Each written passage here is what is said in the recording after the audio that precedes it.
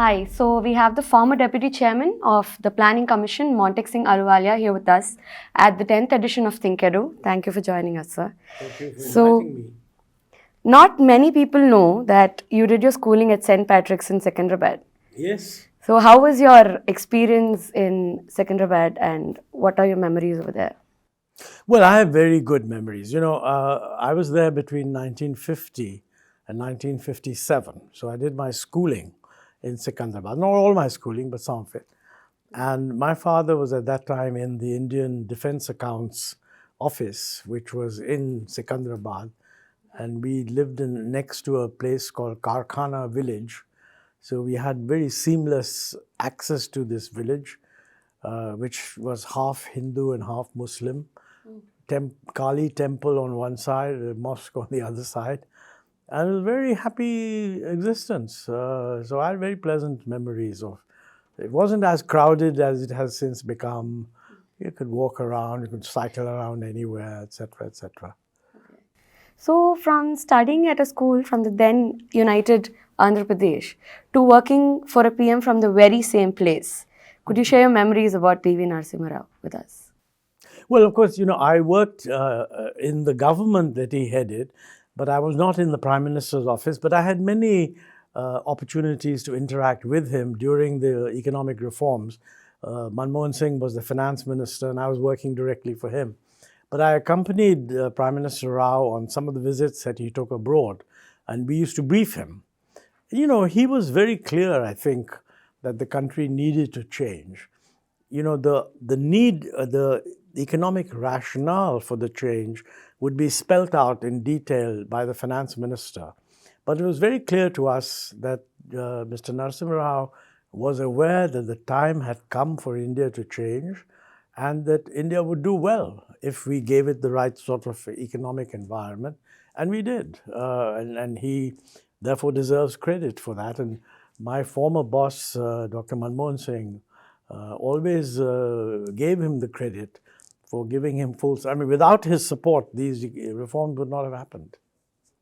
So, now that we're talking about Prime Ministers, could you share your views on the current Prime Minister's Atmanirbhar project? What do you think about it?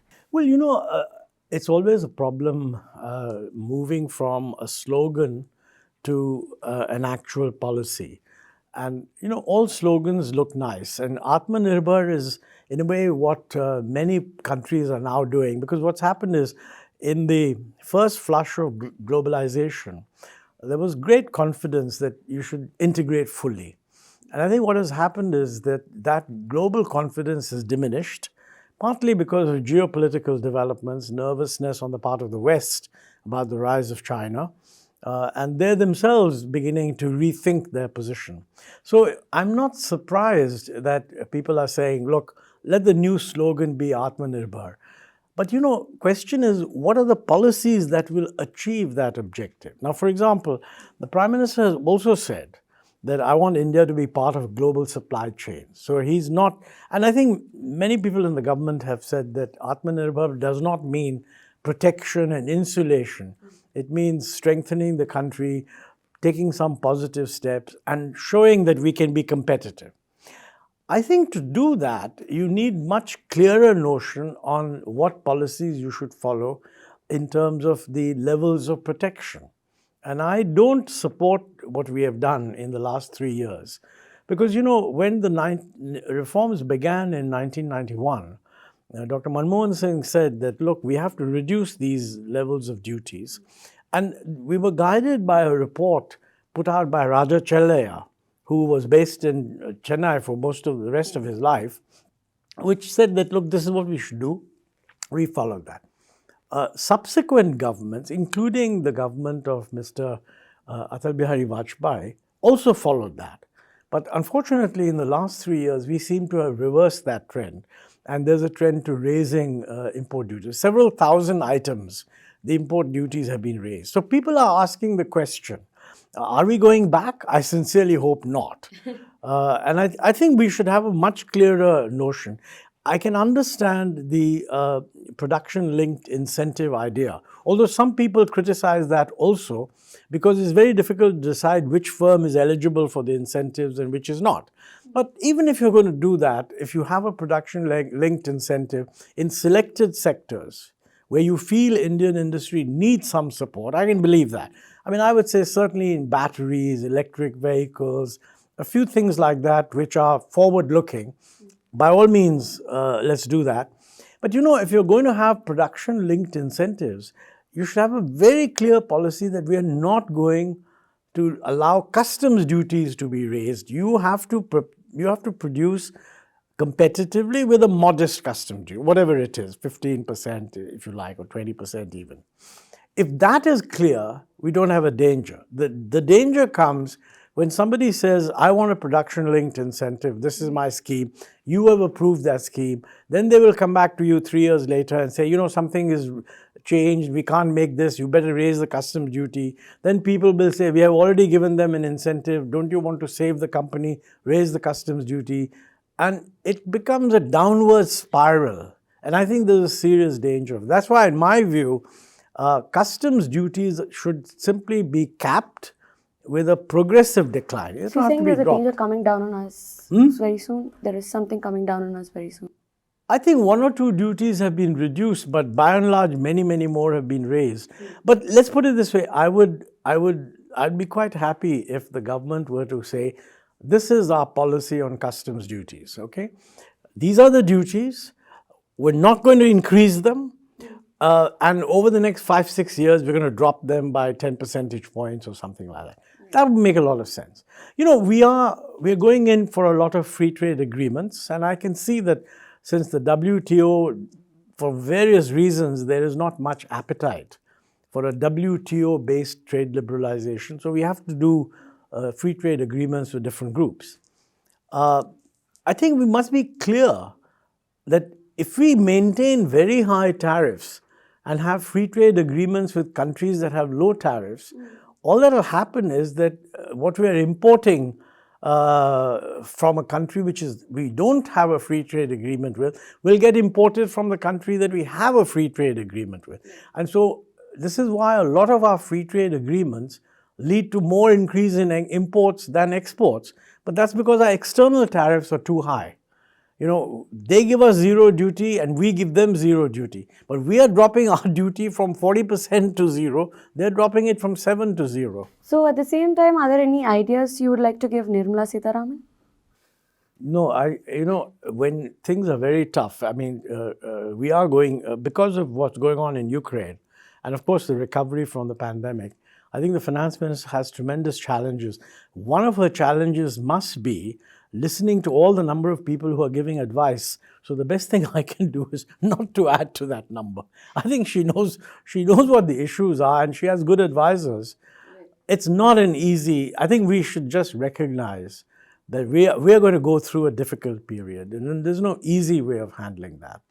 In the future, there's going to be... In the next 2-3 years. I mean, look, if Ukraine gets sorted out in the next week, and everything gets, then of course things will be, that will be a good time to start giving advice. Okay. But right now, the best thing we can hope for is that this crisis doesn't last too long. So we could speak about another finance minister then. Could you share your views about Palanivel Thiagarajan, sir, who you shared the days with today? Well, I wanted to meet him because he's a technocrat, businessman, and I've heard him a number of times on these online platforms, and I've been very impressed with what he said. And the general point that he makes, that we've now got to the stage in the country where we have to take fiscal federalism to a new level. And that new level has to be based on a clear understanding of what is the role of the center and what is the role of the states. Now, in our constitution, it's very clear that 2 or 3 areas where we need to do much better than what we are doing. I mean, clearly one is health, the other is education. Both these things are very central, and 90% of the work there is state government, it's not the center. Also, I think infrastructure is a combination. The center has to do a lot, but the states also have to do a lot. So I think the rules of federalism should ensure a fair distribution of resources, but I feel also a lot of flexibility because the conditions in states are totally different. I mean, Tamil Nadu is a leading state. Other states are much behind Tamil Nadu. So the idea of central guidelines, old problems of one size fits all, I mean, it's much better that we give flexibility. This was my view when I was deputy chairman of the Planning Commission also. And we tried to do some of that. These things are always a process, but I think we need to have much more thinking on what's a federal system that will work and work towards that. Okay, so could you also share a few words about ThinkEdu Conclave? What do you think about the Well, conclave? I mean, the subject you've chosen, education, is very critical. I wish I had attended more of the sessions, but I wasn't able to. But I think we need to think very hard about each state has to do this. Is the educational system going to produce the kind of labor force we need? Now, frankly, we had a problem even at the time of the old economy. Because, you know, we know from the data that almost half the children in grade 8 or grade 5 can't read or do sums, which a grade 2 child should be able to do. And this would have been a problem in the old economy. We're now moving into a digital economy, which is going to require much higher levels of skill. And I don't think our educational system is delivering that. Now, right now, it's preoccupied with kids have not been able to go to school. That's a short-term problem. Oh, maybe in a year or two, that'll be over. But I'm thinking of the next 5 or 6 years. Are we sure that, are we going to miss the digital revolution? If we're going to be part of the digital revolution, will we have people with the skills needed to participate in it? And I think going beyond that, beyond just low-level digital skills, I think India should carve out a place for itself to be a little bit of a leader. And we're falling far behind. I mean, look, if you look at the list of the world's top 200 universities, I think we have one institution, the Indian Institute of Science, which is on it. China has 9. Now, China is way ahead of us, but, you know, shouldn't we have 2 or 3, something like that?